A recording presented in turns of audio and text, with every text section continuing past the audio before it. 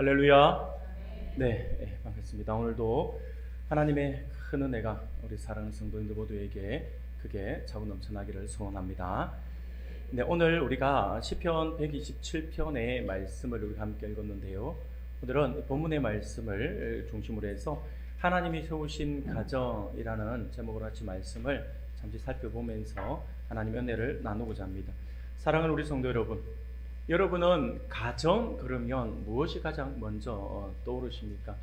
누군가에게 가정 그러면 가장 떠오르는 것이 무엇입니까? 라고 물어보면 여러 가지 이야기들을 많이 할 것입니다. 어떤 사람은 한 가족이 둘러앉아 맛있는 밥도 먹고 함께 잠잘 수 있는 곳, 이렇게 말을 하는 사람도 있어요. 또는 가족과 함께 생활하는 공간, 이렇게도 이야기를 하기도 하고요. 다 같이 한 공간에서 TV도 함께 보면서 즐거움을 누리는 곳이다 라고 말을 하기도 하더라고요. 전에 제가 어린 아이들에게 이걸 한번 물어봤어요. 어린 자녀에게, 어린 아이 학생에게 비슷하게 가정 그러면 뭐가 가장 먼저 떠오르느냐 라고 물었더니 한 아이가 주저없이 잔소리 듣는군요, 이렇게 이야기를 해서 한바탕 웃었던 기억이 납니다. 잔소리를, 부모님이 잔소리를 하도 많이 하니까, 어떤 유치원 학생은, 전에도 말씀드렸는데 어떤 유치원 학생은 우리 엄마는 좋은 말만 해요, 이렇게 이야기를 했다잖아요. 좋은 말이 뭐냐라고 물어봤더니 좋은 말 할 때 밥 먹어라, 좋은 말 할 때 씻어라, 좋은 말 할 때 이렇게 하고 아이가 우리 집은 좋은 말만 하는 곳이에요 라고 그 이야기를 듣고 들었던 기억도 나네요. 여러 가지 가정에 대해서 각자가 떠올리는 모습은 조금씩 다 다를 거예요. 가정이 참 따뜻하고 즐겁다라고 생각하는 사람이 있는 반면에 어떤 사람은요, 가정 그냥 답답하다라고 말을 하면서 집보다는 직장이 더 편하고 학교가 더 편해요 라고 하는 사람도 있더라고요. 여러분들 그런 분 없을 것 같죠? 이런 분이 있더라고요. 집에만 들어가면 그냥 답답하고 그냥 앞이 안 보이는 현실 때문에 갑갑한데 그냥 직장이 더 편한 것 같아요. 그래서 늦게까지 일하는 사람도 있고 그런 사람이 있더라고요. 예전에 제가 군대에 있을 때 이런 고참을 한 명을 만났습니다. 우리 고참 중에 한 명이 그런 말을 해요. 그냥 어떻게 이야기하다 가정 이야기를 이렇게 하게 되었는데, 군대, 자기는 그렇게 뭐라고 이야기하냐면 군대가 자신을 해방시켜줬다라고 이렇게 이야기를 하더라고요. 그래, 이게 무슨 말인가 싶어서 제가 물어봤어요. 이게 무슨 말입니까? 라고 물어봤더니 하는 이야기가 이해가 돼요. 왜 이해가 됐냐니까, 자기 집은 어릴 때부터 너무 가난했대요. 자기 집 어릴 때부터 너무 가난해가지고 자기 집의 소원이 2칸 방으로 이사해 보는 거라고 합니다. 단칸방에서 계속 그리 살았대요. 단칸방에서 5식구가 모여서 같이 거기서 생활하는 거예요. 같이 거기서 뒹굴고 같이 밥 먹고 같이 자고, 아이들 3명이 있으니까 3명이서 또 음식이 있으면 어쨌든 먹고 살아야 되기 때문에 경쟁, 이게 자기 어떤 누나 이렇게 동생이면 이 경쟁 상대가 돼가지고 서로 많이 먹으려고 하고 그렇게 하게 됐다 하더라고요. 그러면서 이야기하는데, 옷을 갈아입을 때는 항상 옷 갈아입는 사람이 나오지 마라 그러고 부엌에 가서 옷을 갈아입고 들어오고 했다고 하더라고요. 그런 이야기를 들어보니까 참으로 이렇구나 라고 생각이 들었어요. 그런데 고등학교 졸업과 동시에 그래서 자기가 집을 좀 나오고 싶어서 공식적으로 이제 가출 이렇게 출가하려고 했는데, 이게 출가하려고 해도 돈 재정이 없으니까 공식적으로 집을 나올 수 있는 방법이 군대 가는 거다 해서 고등학교 졸업하자마자 바로 자원 입대해서 군대를 왔는데 너무 편하다는 거예요. 나는 군대가 이리 좋은 줄 알았으면, 나는 정말 너무 이리 좋을 줄 알았으면 진작 좀 더 빨리 올걸, 그런 이야기 하더라고요. 군대에 와보니까 끼니마다 밥도 주지요, 간식도 주지요, 옷도 줘서 돈 쓸 일도 없고 걱정할 것도 없고, 잠자리도 추우면 춥다고 난로를 띄워주고, 더우면 덥다고 선풍기도 틀어주고 그러니까 너무너무 좋다는 거예요. 겨울이면 자기 집에서는 씻으려고 하면 또 추우니까 주전자나 아니면 대야 같은 데다가 물을 데워가지고 그렇게 머리를 감았는데, 비록 저희들이 있을 때는 제한 급수이기는 하지만 그래도 뜨거운 온수가 나오고요, 샤워도 가끔씩은 이렇게 시켜주니까 마치 자기는 피서 온 것 같다라고 하면서 너무 좋아하는 거예요. 그런데 제가 입대한 지 얼마 안 된 상태에서 이등병 때 그런 이야기 들으니까 약이 오르더라고. 좀 사람 놀리나 싶어가지고, 자기는 이제 이게 군생활 좀 더 했기 때문에 그러나 싶어. 저는 깝깝해 죽겠는데 저한테 그런 이야기를 하니까 제가 속으로 아니 그렇게 좋으면 말뚝 박으면 되지 이렇게 속으로 이야기를 했어요. 근데 진짜 그거 좀 얼마 안 있어가지고 자기가 제대 얼마나 앞두고는 집에 돌아갈 거 생각하니 깝깝한 거예요. 그래가 결국 말뚝 박았어요. 그래갖고 말뚝 박고, 이 말뚝 박는다는 거 죄송합니다. 우리 여성분들 잘 모르는데 그냥 직업 군인이 되어 되겠다라고 한 거예요. 그래서 신청을 하니까 하사관 교육을 받기 위해서 부대를 떠나갔어요. 이처럼 집보다 자신의 직장, 학교, 뭐 군대가 더 편하다라고 말을 하는 사람들도 있더라라고 하는 거죠. 그런데 여러분, 우리가 기억해야 할 것이 있어요. 그게 뭐냐면 가정은 단순히 함께 사는 사람들이 거하는 곳만 아니다라고 하는 거죠. 또한 가정은요, 사람들이 그냥 서로 좋아서 자신의 가정을 이루는 것처럼 보이지만 이 가정은 사람들이 원한다라고 해서 스스로 만들 수 있는 것은 아니다라고 하는 겁니다. 하나님의 말씀인 성경을 보면요, 가정을 처음 만드신 분이 바로 우리 하나님이시다라고 분명히 우리에게 말씀을 주고 있습니다. 이 가정은요, 하나님이 만드신 아주 특별한 선물이다라고 성경은 우리에게 말씀을 해주고 있습니다. 그런데 이 선물을 선물로 생각하지 않는 것이 지금 현대 우리 사회의 모습이지 않는가라는 생각이 들어집니다. 우리 현대의 사회를 가만히 살펴보면요, 현대의 사회는요, 가정을 하나님이 주신 창조 질서 속에서 이해하려고 하지 않습니다.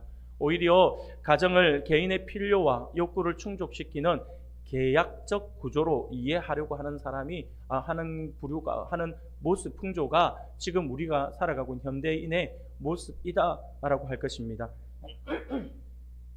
앞서도 말씀을 드린 것처럼 결혼은요, 본래 하나님의 창조 섭리 안에서 사람이 혼자 사는 것이 좋지 않다라고 하는 하나님의 그 선언의 근거에서 주신 언약적 제도라고 할 수가 있습니다.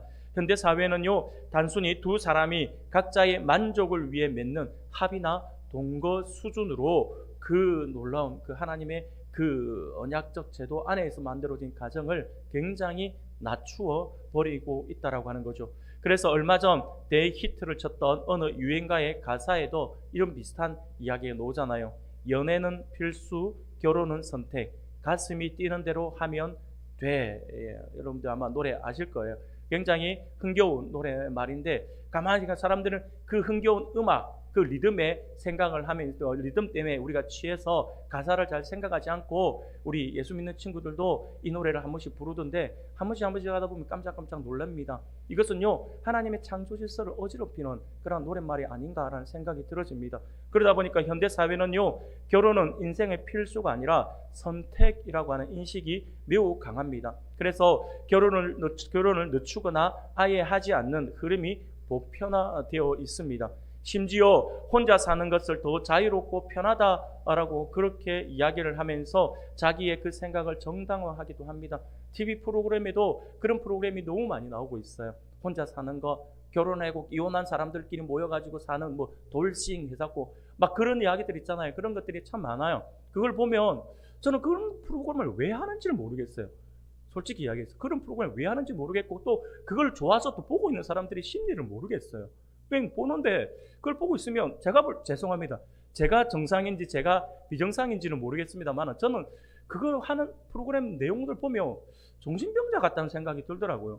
혼자 사는 게 그렇게 이게 말이 안 되는데도 그렇게 좀 자기가 하고 싶은 대로 다 하는 현대의 사회의 그 풍조를 그대로 대변해주고 있는 모습이 아닌가라는 생각이 들어집니다. 심지어는요, 출산과 양육 역시 축복이라고 생각하지 않습니다. 개인의 행복과 경력 그리고 재정적 안정성을 해치는 짐이라고 여기는 것이 현대의 모습이에요. 그래서 무자식이 상팔자다라고 하는 말처럼 아이 없는 삶이 새로운 라이프 스타일로 자리 잡고 있다라고 하는 거죠. 공동체보다 자아 실현과 개인의 감정을 우선시하는 문화가 뿌리내리게 된 것이 현대 사회의 모습이다라고 할 것입니다. 그러나 이러한 세계관은요, 결국 가정을 하나님의 질서가 아니라 인간의 욕망과 효율성에 기반한 불안정한 구조로 만들어 버린다라고 하는 것입니다. 예를 들어서 서로에 대한 만족이 사라지면 언제든지 이 결혼이라고 하는 것이 해체될 수가 있어요. 지금 우리 사회가 그렇잖아요. 서로에 대한 그 만족이 사라지면 언제든지 이것이 해체된다라고 하는 이 사고는요, 결국 우리 사회를 이혼율의 급증으로 만들었어요. 이혼율의 증가로 이어지게 되고요. 그런데 이것이 단순한 이혼으로 끝나는 거 아니에요. 사회에서 이혼율이 증가했다고 끝나는 것이 아니라 이런 가정의 해체는 사회적 불안정으로 확산되어지게 되어 있다고 하는 거죠. 심지어 부모와 자녀의 관계마저 내가 원했을 때 선택하고 불편하며 책임을 내려놓을 수 있는 관계로 변질되고 있다. 굉장히 무서운 거죠. 변질되고 있습니다. 가정은 더 이상 안전한 울타리가 아니라 불안과 긴장의 공간이 되어 버렸다라고 하는 거죠. 이러한 사고는 가정의 본질을 철저히 왜곡시킵니다. 이처럼 하나님께서 주신 가정이 인간의 만족과 욕구를 채워주는 수단으로만 전락하는 그 순간 가정은요 더 이상 거룩하지도 필수적이지도 않은 공동체가 되어버리고 마는 것이죠.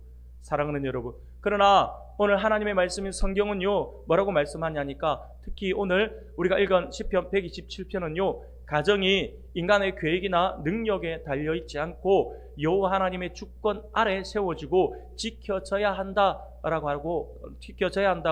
선언하고 있음을 보게 됩니다.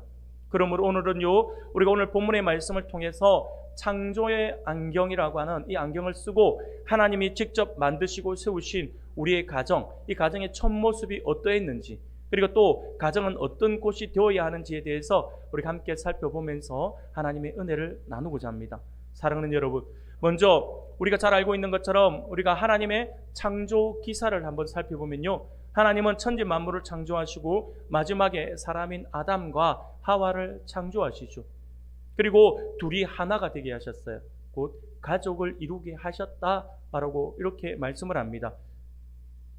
창세기, 우리가 잘 아는 창세기 1장 26절 27절에 보면 이렇게 말씀을 해요. 하나님이 이르시되 우리의 형상을 따라 우리의 모양대로 우리가 사람을 만들고 그들로 바다의 물고기와 하늘의 새와 가축과 온 땅과 땅에 기는 모든 것을 다스리게 하자 하시고, 하나님이 자기 형상 곧 하나님의 형상대로 사람을 창조하시되 남자와 여자로 창조하시고, 우리가 잘 아시는 말씀이죠. 뿐만 아니라 2장 20절부터 24절까지에도 말씀에도 보면 이렇게 말씀을 해요. 아담이 모든 가축과 공중의 새와 들의 모든 짐승에게 이름을 주니라. 아담이 돕는 배필이 없으므로 여호와 하나님이 아담을 깊이 잠들게 하시니 잠들매 그가 갈빗대 하나를 취하고 살로 대신 채우시고 여호와 하나님이 아담에게 취하신 그 갈빗대로 여자를 만드시고 그를 아담에게로 이끌어 오시니 아담이 이르되 이는 내 뼈 중에 뼈요 살 중에 살이라. 이것을 남자에게서 취하였은즉 여자라 부르리라 하니라. 이러므로 남자가 부모를 떠나 그의 아내와 합하여 둘이 한 몸을 이룰지로다. 아멘. 사랑하는 여러분, 하나님은요 첫 인류인 아담을 만드시고 그가 혼자 사는 것이 좋지 아니해서 아담의 갈비뼈로 하와를 만드시고 그들로 서로 돕는 배필로서 하나가 되게 해주셨다라고, 한 가정을 이루게 해주셨다라고 하는 것입니다. 이때 아담은 하나님이 만들어서 자신에게 보내주신 이 하와를 보면서 이는 내 뼈 중에 뼈요 살 중에 살이다 라고 이렇게 말을 하면서 그녀를 사랑했습니다. 아담과 하와는 결코 혼자서는 알 수 없는 가족, 곧 공동체를 통한 즐거움과 행복을 느끼면서 하나님께서 처음 만들어주신 목적대로 서로 도우며 사랑을 했다라고 하는 거죠. 여러분, 공동체, 가족은요, 가족이 나눌 수 있는 사랑은요 절대로 혼자서는 할 수가 없습니다. 혼자서는 그걸 상상도 못합니다. 가히 이룰 수가 없어요. 그렇기 때문에 하나님께서 처음 아담을 만드셨을 때 보시기 좋은 사람으로 만들어 주셨지만 그럼에도 불구하고 하나님이 보시기에 좋지 않았다라고 하는 것은 하나님의 창조 사역, 처음 아담을 만들었을 때의 그 모습이 하나님 처음에는 내가 보기 좋았지만 지나고 나니까 보기 안 좋아서 내가 실수한 것 같아 라고 하시는 것이 아니라 아담은 아담대로 사람으로 만들어진 그 자체로 하나님 보시기에 보기 좋았던 거고요. 그런데 혼자서는 알 수 없는 둘이 하나가 되는 가족을 이루고 공동체를 이루는 그것은 혼자서는 알 수 없잖아요. 그래서 하나님께서 혼자 있는 것이 보기 좋지 않았다라고 하는 것은 공동체의 그 기쁨을 알지 못하는 모습을 이야기하는 거죠. 그래서 하나님께서 하와를 붙여서 한 몸을 이루어서 가정을 꾸리게 했다라고 하는 거죠. 그런 의미에서 우리가 보면 아담과 하와는요 서로에게 선물과도 같은 존재였다라고 하는 것입니다. 이렇게 하나님이 가정을 만드시고 세우시고 지켜주셨다라고 하는 것입니다. 이게 성경에서 우리에게 말씀해주고 있는 내용입니다. 그리고 오늘 본문 우리가 시편 127편을 읽었는데 시편 127편 1절 상반절 말씀을 보니까 이렇게 말씀을 하죠. 우리가 같이 한번 읽어볼까요? 같이 읽겠습니다. 시작. 여호와께서 집을 세우지 아니하시면 세우는 자의 수고가 헛되며. 아멘. 사랑하는 여러분, 이것은 단순히 집을 짓는 기술을 말하는 것이 아니라 가정을 누가 세우는지에 대한 그런 말씀입니다. 하나님이 가정을 세우지 않으시면 사람이 아무리 애쓰고 수고해도 다 소용없게 된다라고 하는 것이죠. 이는 곧 하나님이 가정의 주인으로 계실 때에 그 가정이 든든히 세워진다라고 하는 것을 말씀해주고 있는 것입니다. 그리고 1절 하반전에서는 또 이렇게 말씀을 합니다. 이 또한 우리 같이 한번 읽어보겠습니다. 시작. 여호와께서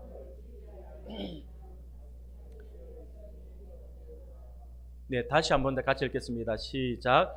여호와께서 성을 지키지 아니하시면 파수꾼에 깨어 있음이 헛되도다. 아멘. 사랑하는 여러분, 고대 사회에서는요, 도시를 둘러싼 큰 성벽이 있습니다. 그리고 그 성을 지키기 위해서 파수꾼이라고 하는 사람을 반드시 세우게 되어 있죠. 이 파수꾼들은요, 서로 교대를 하면서 밤에도 잠을 자지 않고 성벽 위에서 누가 오고 누가 나가는지를 계속 살펴야만 했습니다. 당연히 자신들을 위협하는 적들이 몰래 들어오지 못하게 하기 위한 경계 근무이다라고 할 수가 있겠죠. 그런데 이 경계 근무는요, 결코 쉽지 않습니다. 특히 야간 경계 근무는요, 더욱 힘들고 어려운 것입니다. 이것은요, 군대를 갔다 온 사람이라고 한다면 다 야간 경계 근무를 한번 서본 사람들은 더더욱이 이것이 체감이 되어질 것입니다. 특히나 저기 경기도 북쪽이나 아니면 강원도 골짜기에서 군생활 하시는 분들이 겨울 12월부터 1월, 2월까지 야간 경계 근무를 서기 위해서 옷을 몇 개를 끼워 입고 또는 장갑 2개, 3개씩 끼고 나가본 사람들은 이 야간 경계 근무가 얼마나 힘든 것인지를 쉽게 우리가 생각할 수가 있죠. 그럼에도 불구하고 이 굉장히 어려운 것이지만 그럼에도 이 경계 근무는요, 너무나도 중요합니다. 너무나도 중요하기 때문에 그것을 소홀히 해서는 절대 안 됩니다. 그래서 어떤 지휘관은요, 경계 근무는 전쟁과 맞먹는 긴장감을 가지고 해야 한다라고 이렇게 강조를 하기도 했습니다. 우리가 잘 알고 있는 더글러스 맥아더 장군은요, 작전에 실패한 지휘관은 용서할 수 있어도 경계에 실패한 지휘관은 용서할 수 없다라고 하는 아주 유명한 말을 남기기도 했습니다. 그만큼 경계 근무는요, 군인에게 있어서 아주 중요한 임무입니다. 그런데 우리가 잘 생각해 보면 실상 그렇게 중요한 경계 근무이긴 하지만 다들 집중해서 그렇게 경계를 하지만 그럼에도 불구하고 그 철벽 같은 경계를 몰래 뚫고 들어오는 적들을 다 막아낼 수는 없다라고 하는 거죠. 작심하고 들어오는 적 막아낼 수가 없다라고 하는 거죠. 흔히 우리가 쥐새끼 한 마리도 통과하지 못할 만큼 철통 같은 경계를 한다라고 해도 어느 순간 그것이 뚫려 있는 것을 보게 됩니다. 가끔씩 여러분들 우리가 뉴스에서 보잖아요. 가끔씩 뉴스에서 보면 전방부대에 철책이 뚫렸다. 전에는 강원도 쪽으로 그렇죠? 잠수함이 내려왔다. 이런 이야기들을 한 번씩 다 하잖아요. 근데 그걸 보고 있으면 모르는 분들은 군인들은 뭐 하고 있냐? 이렇게 아니 경계 안 하냐? 경계금 안 쓰냐? 불신분들 뭐 하냐? 이런 이야기 하잖아요. 여러분 그게 군인들이 경계 근무를 안 해서 그런 거 아니에요. 적들도 바보가 아니에요. 적들이 경계 근무 쓰는 근무자들이 눈에 보이게 오냐고요. 그러면 침투가 안 되는 거예요. 그러니까 그 사람들이 오는 것도 바보가 아니기 때문에 그들도 모든 정보를 다 알고 있어요. 그래서 사전에 준비를 하고 자기네들 나름대로 시뮬레이션을 다 돌려봅니다. 돌려보면서 그 사람들 우리가 정보 다 알아요. 우리도 북한 정보를 많이 알고 있고 북한도 우리 정보를 다 알고 있어요. 심지어 지금 어느 지역 어느 전선에서 야간 근무를 쓰고 있는 사람이 누구인지까지 알고 있어요.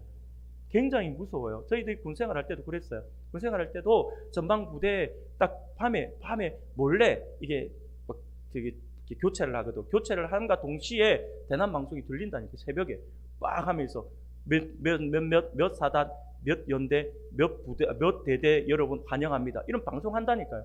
그럴 때 등에서 소름이 쫙 끼친다니까요. 다 알고 있어요. 그 어느 정도 정보를 다 안다니까요. 그렇기 때문에 이 사람들이 올 때 그냥 오지 않고 굉장히 좀 치밀하게 교대 근무 시간이라든지 아니면 날씨가 칠흑같이 어둡든지 아니면 폭풍우가 치는 날 몰래 침투를 한다라고 하는 거죠. 아무리 우리가 지켜도 그것을 막아내기는 힘들다라고 하는 거죠. 이 말은요, 인간은 아무리 경계 근무를 철통같이 해도 조금의 빈틈만으로도 적은 침투할 수 있다라고 하는 거죠. 이게 우리의 연약한 모습이에요. 인간의 연약한 한계라고 할 수가 있습니다. 그런데 오늘 본문을 보십시오. 오늘 성경을 보니까 우리에게 놀라운 말씀을 하죠. 우리 인간의 한계를 아시는 하나님께서 하시는 말씀이 여호와께서 성을 지키지 아니하시면 바수쿠니에 깨어 있음이 헛되다라고 말씀을 하고 있는 것입니다. 여러분, 하나님이 지켜주신다면 그 어떤 도적이나 적군이 공격해 오더라도 성을 안전하게 지킬 수 있다라고 하는 것이 오늘 말씀이에요. 이것은요, 어떻게 보면 군인들에게, 그리고 오늘 날마다 영적 전쟁의 현장에 있는 하나님의 백성들에게 있어서는요, 이 말씀은요, 그냥 단순하게 말씀으로 끝나는 것이 아니라 이 경계 근무의 중요성을 알고 있는 사람에게는요, 이 말씀이 복음과 같이 느껴집니다. 복음과 같은 말씀이에요. 내가 아무리 애를 써도 할 수 없는, 어쩔 수 없는 그 영역에 들어가는 그 일을 하나님께서 해결해 주실 수 있다라고 이렇게 말씀을 하고 있는 거잖아요. 군인들에게 이처럼 반가운 소식이 또 있을까요? 여러분, 그런데 이러한 말씀은요, 당시 고대 사회의 성을 지키기 위한 그들에게만 이야기하고 있는 것이 아닙니다. 오늘 우리 가정에도 적용이 되는 말씀이죠. 우리 성도들의 각 가정을 향한 하나님의 말씀이기도 하고요, 우리가 목장을 오늘부터 개강을 하는데 우리 목장 가족을 향한 말씀이기도 하다라고 하는 거죠. 그래서 가정을 세우고 목장을 세워서 한 가족을 이루게 하는 것은요, 이것은 하나님께서 하시는 것이고, 그리고 하나님께서 그것을 지켜주시고 하나님을 의지할 때만 우리의 가정이 온전할 수가 있고 우리의 목장이 온전할 수가 있다라고 하는 사실을 말씀해 주고 있는 그러한 말씀이다라고 하는 것이죠. 사랑하는 여러분, 이처럼 하나님은 하나님의 백성들인 우리 가정을 지켜주시는 분이십니다. 그러므로 그 가정은 진정으로 안전해질 수가 있는 것이죠. 아무리 사람이 열심을 가지고 지켜도 하나님이 함께 하시지 않으시면 지킬 수가 없는 부분이 있다라고 하는 거죠. 사람이 완벽하다 하더라도 그 안에 틈이 있기 때문에 완벽하게 모든 것을 다 지켜낼 수는 없다라고 하는 거죠. 우리가 아무리 노력하고 계획을 해도 진짜로 보호해 주시는 분은 하나님이시다라고 하는 사실을 우리에게 말씀해 주고 있는 것이 오늘 우리가 읽은 본문의 말씀인 것이죠. 사랑하는 여러분, 만약에 이렇게 한번 생각해 봅시다. 하나님이 우리 가정을 지키신다라고 하는 사실을 믿지 않고 인간적인 노력으로만 우리의 가정을 지키려고 하면 어떤 일이 벌어질까요? 오늘 성경은 우리에게 그것을 분명히 말씀해 주고 있어요. 2절입니다. 2절 우리가 같이 한번 읽어보겠습니다. 시작. 너희가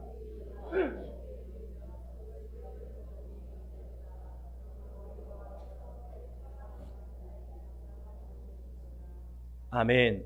너희가 일찍이 일어나고 늦게 누우며 수고의 떡을 먹음이 헛되도다라고 이렇게 말씀을 합니다. 아침에 일찍 일어나고 늦게 눕고 수고하는 것 모든 것이 다 헛되다라고 이렇게 말씀을 하는 거예요. 여러분, 이 오늘 우리가 읽은 본문의 말씀 시편 127편에 헛되다라고 하는 말이 3번이나 반복되어서 나옵니다.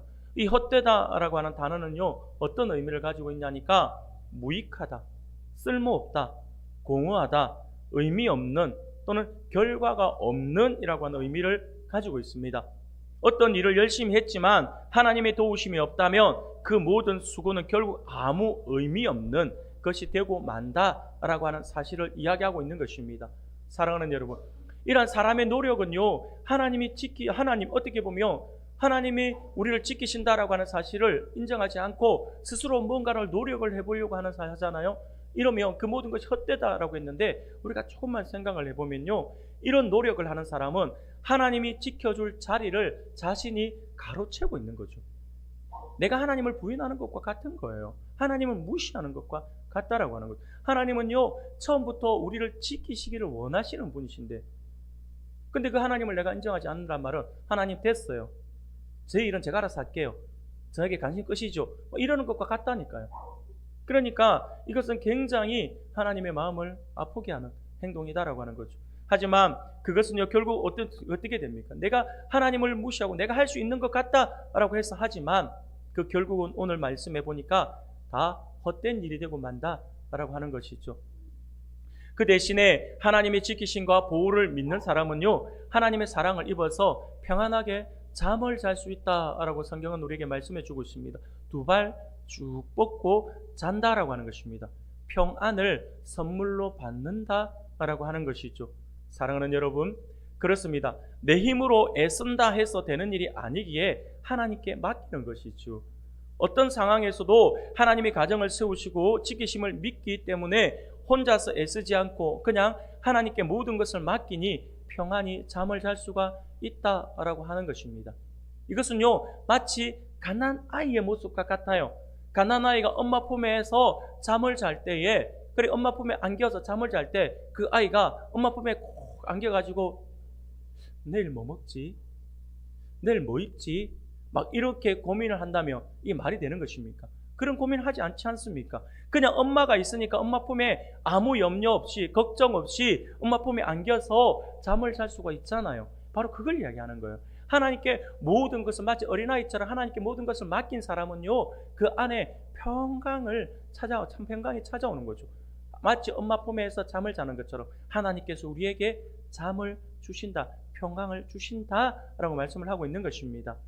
하나님께서 사랑하는 자에게는 그러한 평안함을 주신다라고 하는 것이죠.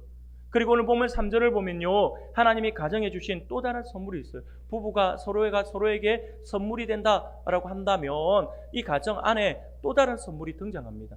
3절을 우리가 같이 한번 볼까요? 같이 읽겠습니다. 시작. 보라, 자식은 여호와의 기업이요 태의 열매는 그의 상급이로다. 아멘. 사랑하는 여러분, 하나님이 가정해 주신 또 다른 선물은 다름이 아니라 자녀라고 하는 것입니다. 성경은 자녀를 하나님의 기업이자 상급이다라고 이렇게 말씀을 하죠. 여기서 하나님의 기업이다라고 하는 말은요, 하나님으로부터 물려받은 귀한 재산이라고 하는 뜻입니다. 하나님께서 자녀를 주신 것은 가장 귀한 복을 주신 것을 말씀하고 있는 것이죠. 태의 열매가 그의 상급이다라고 하신 말씀은요, 엄마 뱃속에 자녀가 생긴 것 그 자체가 하나님께서 주시는 좋은 상이다라고 하는 뜻입니다. 아직 세상에 태어나지 않았더라도 뱃속에서 자라기 시작하는 그 순간부터 자녀는 하나님이 주시는 상이 되는 것이다 라고 하는 것이죠. 사랑하는 우리 성도 여러분, 아담과 하와는요, 서로에게 선물이 되는 존재들이었습니다. 그리고 하나님은 그 가정에 또 다른 자녀 선물로 자녀를 주셨다라고 하는 것이죠. 그러므로 우리는 모두 우리 가정에 큰 복으로 태어난 존재들입니다. 우리 모든 성도들은요, 모두가 다 복으로 태어난 존재들이고 선물로 태어난 존재들이다라고 하는 사실을 결코 잊어서는 안 됩니다. 하나님 안에서 태어난 자녀들은요, 모두 복덩이들이다라고 할 수가 있죠. 우연히 태어나거나 갑자기 생긴 것이 아니라 하나님이 가장 좋은 선물로 주셨다라고 하는 것이죠. 이후에 본문 4절의 말씀을 보면 하나님이 가정해 주신 선물인 자녀들이 얼마나 복이 되는지 조금 더 구체적으로 우리에게 말씀을 주고 있어요. 4절 말씀을 우리가 같이 한번 읽어볼까요? 시작. 젊은 자의 자식은 장사의 수중에 화살 같으니. 아멘. 사랑하는 여러분, 여기서 장사의 수중에 화살이라고 했는데 이것은요, 위대한 군인 또는 용사의 손에 붙들린 화살을 이야기하고 있는 것입니다. 한마디로 힘, 권능을 이야기하고 있는 것이죠. 탁월한 장군의 손에 활과 화살이 쥐어졌다라고 한다면 그 누구도 대적할 수 없는 강한 모습을 비추고 있다라고 하는 것입니다. 우리나라 역사에서도 보면 아주 위대한 장군들이 많이 나오잖아요. 장군들이 많이 나오고 여러 가지 이렇게 장군들 여러분들 이름 잘 아실 거예요. 그런데 신궁으로 통하는 활을 거의 신과 같이 쏘는 그러한 사람으로 일컬어지는 장군이 있었어요. 누구일까요?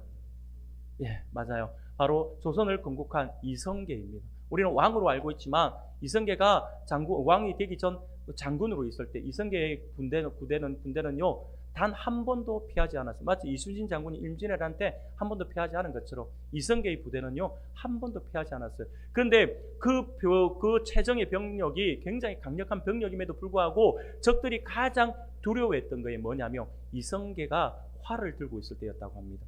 이성계는요, 굉장히 활을 잘 쏘았다고 합니다. 굉장히 먼 거리에서 솔방울 하나도 그냥 그대로 맞출 수 있는 능력을 가지고 있었기 때문에 이성계가 활을 들고 시위를 겨누고 있으면 그 누구도 함부로 움직이지 못했다 할 정도로 굉장히 두려워서 떨었다라고 이야기를 하더라고요. 물론 제가 직접 본 건 아닙니다. 제가 그 시대에 살았지 않았기 때문에 책으로만 살폈습니다. 그만큼 그게 그 이야기죠. 저는 이 보기에 그 장사의 수중의 화살이라고 했는데 딱 이성계의 그 이야기가, 그 스토리가 떠올랐어요. 바로 그런 거죠. 자녀가 그렇다라고 하는 것입니다. 하나님이 주신 자녀는요, 하나님의 말씀 안에서 힘있게 나갈 수 있는 존재가 된다라고 하는 뜻을 가지고 있습니다. 그런데 그 화살이 화살통에 한 개만 있느냐, 아니면 여러 개 가득히 채워져 있느냐에 따라서 그 장군의 심리적 안정감이 다르겠죠. 하나밖에 없으면 이 한 발 내가 실수하면 안 되는데 하고 초집중을 하게 되겠지만, 그러나 적들이 한 명이 아니라 여러 명의 적이 있다고 한다면 내가 화살통에 화살이 그만큼 많으면 많을수록 든든해지겠죠. 바로 그걸 이야기하고 있는 것입니다. 반대로 적들이 그의 강력한 화살을 보고 있는데 그 장군이 가지고 있는 화살이 한 발이 아니라 여러 가지 이 화살통에 굉장히 많이 화살이 꽂혀 있는 것을 보게 되면 아마 적들은요, 그 모습에 두려워 떨 수밖에 없다라고 하는 것이죠. 사랑하는 여러분, 하나님이 주신 자녀가 가정에 많은 것도 이렇게 든든한 복이 될 수 있다라고 하는 것을 말씀해 주고 있는 것입니다. 하나님이 그렇게 되도록 이끌어 주시기 때문이죠. 그러면서 5절에 보면 이렇게 말씀을 해요. 5절 상반절 말씀을 같이 한번 읽어볼까요? 시작. 이것이 그의 화살통에 가득한 자는 복되도다. 그래서 이것이 가득히 있으면 그만큼 복이 된다라고 말씀을 하는 것이죠. 그리고 이어서 5절 하반절에 5절 전체를 다시 한번 읽겠습니다. 시작. 이것이 그의 화살통에 가득한 자는 복되도다. 그들이 성문에서 그들의 원수와 담판할 때에 수치를 당하지 아니하리로다. 아멘. 사랑하는 여러분, 자녀가 많으면 성문에서 원수와 담판할 때도 부끄러움을 당하지 않는다라고 말씀을 하죠. 근데 앞에서 화살통에 화살이 가득하면 굉장히 복되다라고 이야기하는 거죠. 적들이 그 화살통 때문에 두려워한다라고 하잖아요. 그래서 원수와 담판할 때 수치를 당하지 않는다라고 했는데, 단순하게 이야기하면 자녀, 요즘 고대 사회는요, 전쟁에서 가장 중요한 자원은 바로 이게 전쟁 물자라고 해야 될까요? 그것은 사람 수였어요. 머리 수였어요. 어느 나라에 어느 몇 명의 군대가 있느냐가 곧 그 나라의 국방력이었거든요. 물론 지금도 이 숫자가 많으면 굉장히 좋습니다만, 하지만 현대의 전쟁은요, 굉장히 이게 좀 고도의 이게 무기의 전쟁이잖아요. 요즘에는 뭐 어떻게 전산을 가지고 뭐 컴퓨터를 가지고 막 조작을 하고 막 이렇게 하잖아요. 상대방 뭐 드론을 띄워가지고 무인기 띄워가지고 막 하고 하잖아요. 그것처럼 현대는 숫자가 군인 숫자가 많으면 많을수록 좋겠지만, 그럼에도 불구하고 막은 적은 숫자임에도 불구하고 최신 장비를 가지고 있으니 그 부대가 더 강력한 부대라고 할 수가 있습니다. 그러나 과거는 그렇지 않았습니다. 얼마나 숫자가 많으냐, 가정도 마찬가지예요. 가정도 얼마나 가정이 많으냐에 따라서, 가정의 가족 수가 얼마나 많으냐에 따라서 강력한 힘을 가질 수가 있는 거죠. 그래서 여러분들이 우리 역사, 여러분 사극 같은 거 많이 보시잖아요. 사극 같은 걸 많이 보시면 왕들이 왕이 되고 나면 우리가 좀 이해하기가 힘들 만큼 후궁을 많이 들이잖아요. 이 후궁을 많이 들이는 이유가 뭐냐면 그만큼 자녀를 많이 낳아서 왕족의 수를 크게 왕종친들을 만들어서 든든하게 하고 자는 거죠. 물론 너무 많아가지고 나중에 뭐 서로 싸움을 하고 서로 왕자리를 빼앗으려고 하고 그런 것들이 또 다른 문제가 되지만, 왕권 강화의 가장 큰 힘은 바로 이 왕족이었어요. 종친을 늘려 나가는 것이었거든요. 지금 그 이야기를 하는 겁니다. 자녀들이 많으면 그 부모님은요, 어깨 힘 펴고 다닙니다. 물론 이 자녀가 요즘 옛날하고는 달라서 요즘에는 아들, 딸 구분 안 하고 막 이야기하지만, 과거에는 아들이었잖아요. 아들이 있냐 없냐 여기에 굉장히 달려 있잖아요. 그래서 제가 알고 있는 어느 집사님이 그런 분이 계시더라고요. 요즘에도 그런 분이 계신가 했는 생각이 들었는데, 첫째 아이를 낳았는데 딸을 낳았어요. 둘째 아이를 낳았는데 또 딸인 거예요. 그러니까 남편이 너무 실망을 해요. 남편은 너무 아들이 있었으면 좋겠다 했는데, 둘째를 낳았는데 둘째 딸이니까 딸이 너무 실망스러운 거예요. 그래서 셋째를 딱 가졌는데, 그때만 하더라도 이게 먼저 볼 수 있는, 의사 선생님이 잘 안 가르쳐 줬는가 봐요. 태어날 때까지 이제 기다렸는데, 태어났는데 병원에서 아이가 딱 내어놓는데 남편이 갑자기 탁 태어나서 했는데 아들인 거예요. 아들이라서 이 간호사가 아들입니다 라고 함과 동시에 그 남편이 사라졌어요. 사라졌는데 우리 교회 집사님이었는데 어디 갔냐니까 갑자기 그 병원 앞 옥상에 올라가가지고 거기서 울면서 펑펑 울면서 손 들고 나도 아들 있다 했다잖아요. 그 이야기를 듣고 굉장히 제가 요즘에 그런 사람이 있나 할 정도로 그러면서 뭐 아들 굉장히 자부심을 가졌는데 가지던데 여러분 과거에는 요즘에는 그런 거 없습니다. 저는 뭐 요즘에 지금 저는 딸이 너무 부럽고 딸 가진 분들이 너무 부럽고 막 그렇긴 한데 그렇게 해요. 그렇기 때문에 아들 딸 상관없어요. 근데 과거에는 안 그랬잖아요. 예전에 저도 뭐 그랬던 기억이 나네요. 아버지가 어디 가면 꼭 저를 데리고 다니시려 했어요. 항상 데리고 다녀요. 근데 저는 너무 싫었어요. 왜 싫냐면 아버지 따라서 시골을 가잖아요. 경남 고성인데 고성을 가잖아요. 고성을 가면은 제가 볼 때 한 10분 거리를 아버지와 같이 가면 1시간을 가요. 1시간 가는 이유가 뭐냐니까 아버지가 가면서 조금 가다가 인사해라. 동네 누구시다. 뭐 이러고 하면 끝나는 게 아니라 좀 가다가 안녕하십니까 한참 이야기하면 일로 왔나 인사해라. 저 하루 이 10분 거리에 제가 최고 많게 10분 거리에 진짜 한 14번 인사한 것 같아요. 나중에 허리 아프다 할 정도. 그래서 나중에는 처음에는 그랬는갑다 했는데 나중에는 아버지 어디 가자 그러면 싫어요. 안 갑니다. 갑자기 공부 안 하는 제가 갑자기 책이 그리워지고 공부해야 되는데 막 이런 이야기하고 했던 기억이 납니다. 그런데 어른이 되고 나니까 아버지의 그 마음이 이해가 돼요. 왜냐하면 자랑하고 싶은 거죠. 자녀를 자랑하고 싶은 게 부모의 마음이잖아요. 지금 성경은 우리에게 그 이야기를 하고 있는 것입니다. 그런데 이것이 단순히 자녀가 많아서 사회적 체면이 유지된다라고 하는 의미를 넘어서 하나님이 지키시는 가정은 외부의 도전과 혼란 앞에서도 두려움 없이 설 수 있다라고 하는 어떻게 보면 신앙 고백적인 모습이다라고 하는 것이죠. 이와 같이 자녀는요 하나님이 주신 큰 복이다라고 하는 것입니다. 사랑하는 우리 성도 여러분, 우리의 가정은 단순히 같이 사는 사람이 있는 곳이 아닙니다. 하나님의 사랑과 복이 흘러가는 통로인 것이죠. 그러나 우리의 가정이 복된 곳이 되는 것은 우리의 힘으로 되는 것은 아닙니다. 이 사실을 우리가 결코 잊어서는 안 되죠. 우리의 가정이 복된 곳이 되고 또한 복의 통로가 될 수 있는 것은 오직 하나님이 함께 하실 때 가능합니다. 그러므로 우리가 이 사실을 분명히 안다라고 한다면 우리가 할 일은 아주 간단하죠. 바로 하나님께 감사하는 일입니다. 그리고 하나님을 믿고 의지하는 것이죠. 그리고 가정 안에서 하나님의 사랑을 나누는 것입니다. 원수 같은 가정 이렇게 하시면 안 됩니다. 원수 같은 녀석이라도 하면 안 되고 남편과 아내를 대할 때 으이그 웬수 같은 이렇게 하시면 안 된다라고 하는 것이죠. 때로는 가정이 완벽하게 느끼지 않을 수도 있어요. 싸움이 일어날 수도 있고요. 마음 아픈 일이 있을 수도 있습니다. 하지만 하나님은 이미 우리의 가정을 복이다라고 선언을 하셨습니다. 지금은 그 복이 잘 보이지 않을지 몰라도 하나님을 신뢰하면 그 복은 점점 자라나 분명히 나타나 보이게 될 것입니다. 그 복이 우리 가정을 통해서 세상으로 흘러 들어가게 되어 있습니다.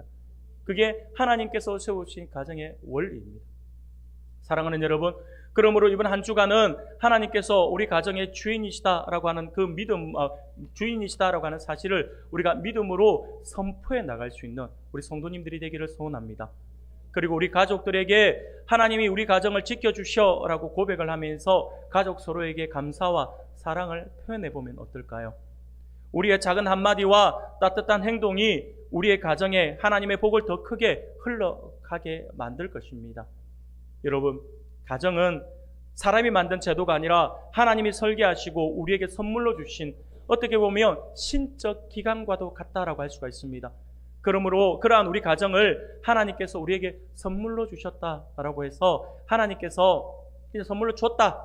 내가 줬기 때문에 나는 이제 할 일 다 했어 라고 하면서 하나님께서 뒷짐지고 계신 게 아니에요. 하나님은 하나님의 이 사랑의 기관인 가정의 구성원들이 하나님을 고백하고 하나님의 가정의 주인으로 하나님을 가정의 주인으로 삼기를 원하고 계십니다. 그러므로 오늘 우리는요 우리의 가정의 주인이 곧 하나님이시다라고 하는 사실을 고백해야 합니다. 그래야 할 때에 하나님께서 우리 가정의 진정한 주인으로서 우리를 지켜 보호해 주실 것입니다. 아무리 파수꾼이 철동같이 성벽을 지켜도 조금의 틈만 있으면 그것으로 적이 침투해 오듯이 우리가 아무리 가정을 든든히 세워 나간다고 노력을 해도 우리의 힘으로는 어찌할 수 없는 어려움에 분명히 직면하게 될 것입니다. 그러므로 우리의 주인 되신 하나님께 모든 것을 맡겨야 합니다. 인간의 철통 같은 경계보다 하나님이 지켜주심이 우선되어야 하지만 우리가 참 평안을 누릴 수가 있기 때문입니다. 사랑하는 우리 성도 여러분, 이런 의미에서 우리 하나님의 백성들은 가정을 바라볼 때에 항상 이 마음을 가지셔야 합니다. 가정을 바라보고 우리 청년들도 마찬가지입니다. 청년들은 가정을 세우고자 지금 기도하고 있다면 내가 원하는 가정이 되어서는 안 됩니다. 그래서 내가 원하는 가정을 만들려고 해서는 절대 안 됩니다. 내가 원하는 가정이 아니라 하나님이 세우시는 가정, 하나님이 만드시는 가정, 하나님이 원하시는 가정을 세우고자 해야 한다라고 하는 것이죠.